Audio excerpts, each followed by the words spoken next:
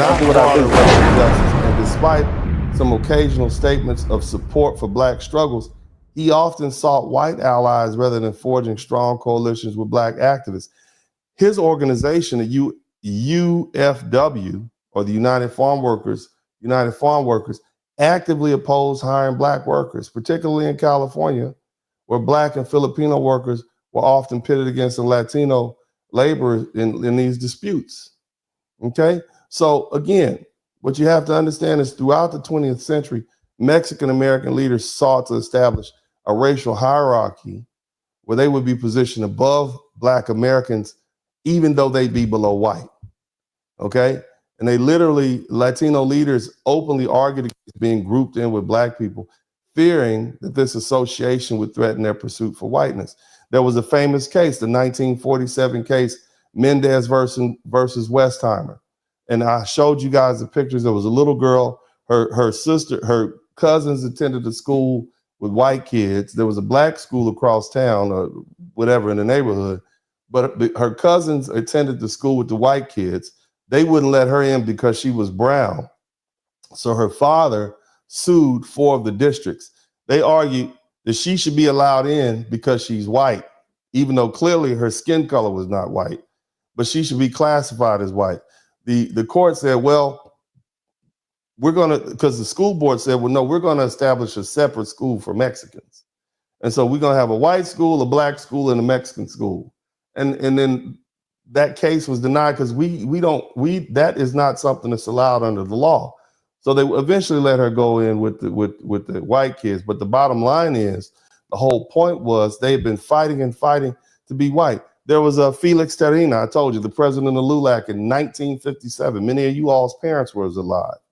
When asked about the black struggles and whatnot, he famously said, "Let the Negro fight his own battles. Let the Negro fight his own battles." This is one of them. Imagine if the leader of the NAACP, right, or the Black Action Network came out and say, "Let the Mexicans fight their own battles. Let the Asians fight their own battles," right? That would be like, wow, okay, cool, whatever. So you got to keep that in mind, okay? And so these folks have been fighting to be white. And it's been a failing strategy, okay? Despite their long history of fighting for whiteness, Mexican Americans learned a harsh lesson in the 1960s. White America is never going to fully accept them. And many of their own thinkers, and you see a lot of them on the internet confessing right now, right?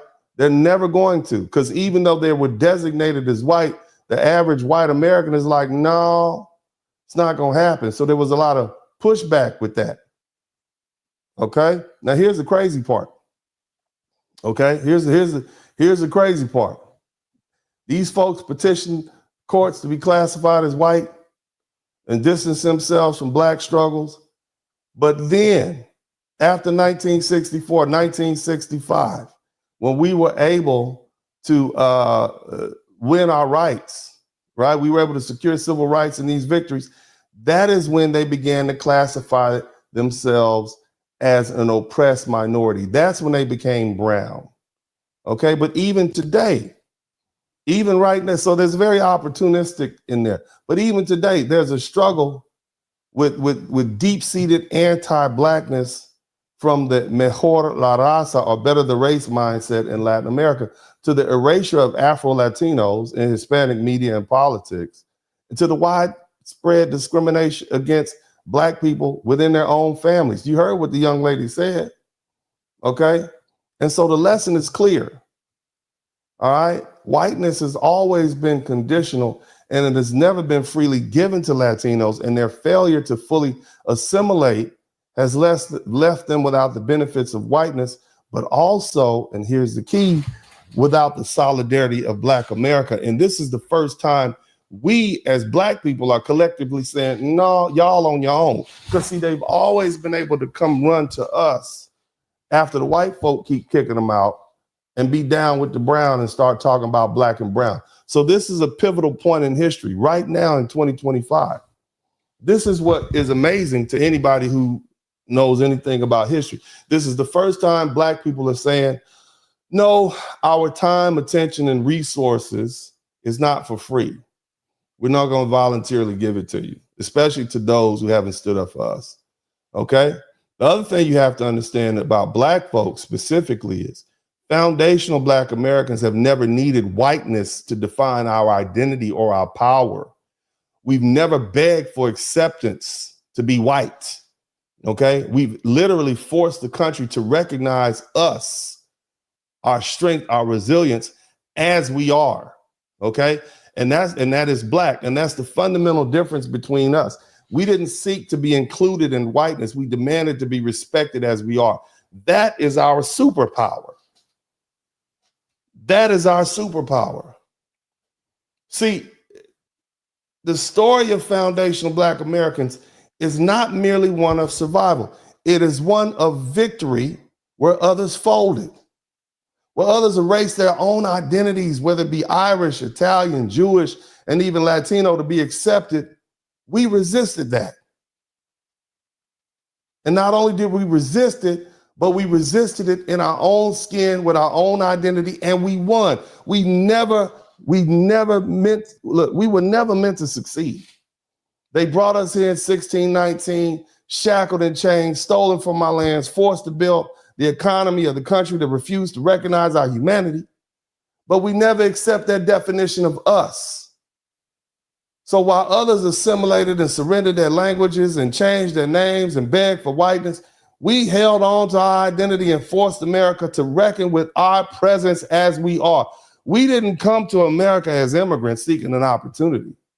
We were brought here by force against our will. We did not get a chance to blend in because white society made it clear that we were not wanted. But instead of shrinking, we grew. Instead of disappearing, we built. Instead of begging, we demanded. Nat Turner in 1831, Denmark Vesey in 1822, the Stono Rebellion in 1739 proved that we would burn the plantation down before we let them define us. Harriet Tubman led her people to freedom without permission, without approval, without apology as a Black woman. Look at the Maroons of Florida and the Black Seminoles. They waged decades-long guerrilla wars against the U.S. government, forcing them to spend millions of dollars and countless soldiers trying to suppress Black resistance.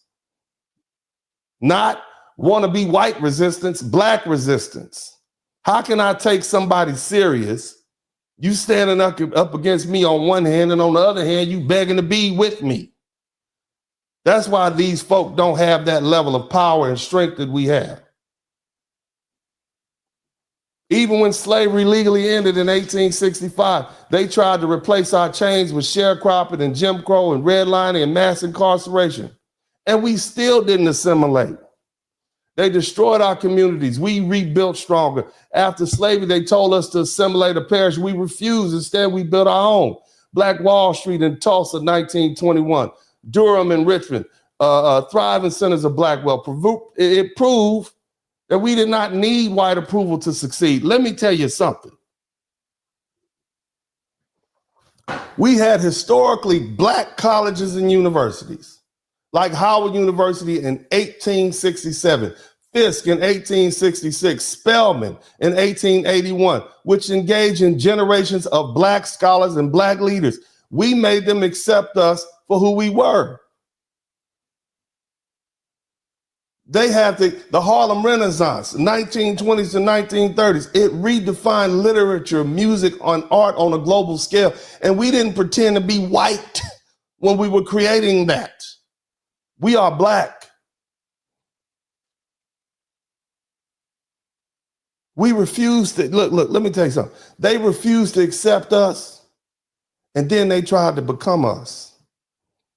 See, we never begged white folk to accept us, like the Irish, the Italians, the Jews, and the Latinos. Yet everything they love about America comes from us. Jazz, blues, rock and roll, hip hop, all this music dominates the world. We set fashion trends, the slang, the culture, while they copy us and deny us and criminalize us. We led every major movement from freedom in America, forcing the country to live up to its so-called ideas. They tried to erase us but they could never stop imitating us. Party going on, we all looking at Dennis. Spurling and subscribe, it only take you a minute. Hit the cash app, super chat, be a penny. One is real good, but 20 more will be plenty. Blizzard King pay a visit, big blast my witness. Appreciate the love, that's black men doing business. Stand up, father and brother, loyalty is he. Hall of Fame game, he's known as Uncle D. Tell it just like be, representing for we know time is money, you learning and pay a fee. Know it's cold outside, but the podcast hot. Giving you a feeling that these others ain't got. Say it's cold outside, but the podcast hot. Giving you a feeling that these others ain't got. Yeah, know that the blizzard come through. Bundle up for the winter, no this hit. Darren Hay watch views. Hit the light, you know that the blizzard come through. Bundle up for the winter, no just hit. Darren Hay watch views. Hit the light. We still look at all the beautiful music that we've created. That's what's on the inside of us. We are wonderful people.